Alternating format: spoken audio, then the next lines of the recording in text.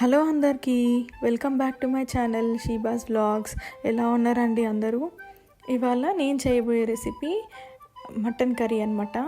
Simple ఇంగ్రీడియంట్స్తో, తక్కువ ఇంగ్రీడియంట్స్తో టేస్టీగా ఉండే మటన్ కర్రీ అనమాట. ఇంగ్రీడియంట్స్ ఏంటో చూసేసేయండి.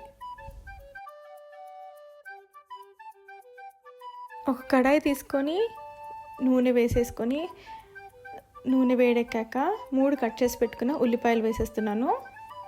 మంచి కలిపేసుకోండి ఉల్లిపాయలు రంగు మారినాక అల్లం వెల్లుల్లి పేస్ట్ వేసేసుకోండి.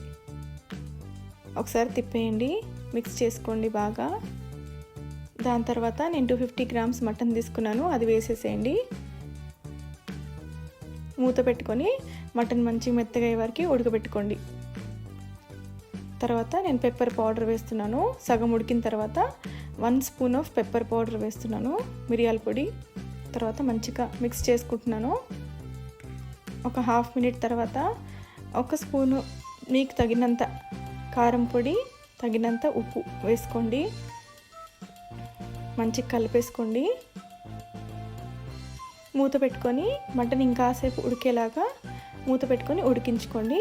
మధ్య మధ్యలో కలుపుకోండి మాడకుండా.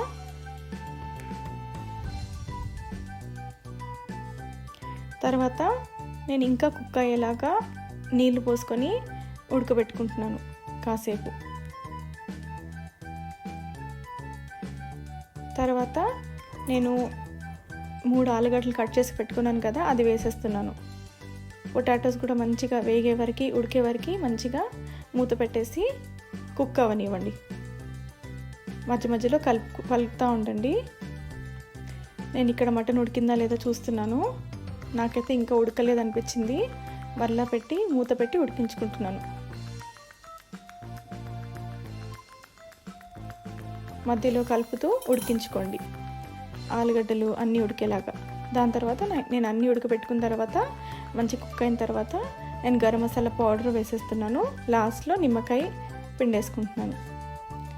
తర్వాత కొత్తిమీరతో ఒక హాఫ్ మినిట్ పెట్టేసుకొని సర్వింగ్ ప్లేట్లో సర్వ్ చేసేసుకోవడమే. అంతే అండి, తక్కువ ఇంగ్రీడియంట్స్తో టేస్టీ మటన్ కర్రీ. మీరు కూడా ట్రై చేసి నా కామెంట్స్లో పెట్టండి. Thank you so much for watching. Bye.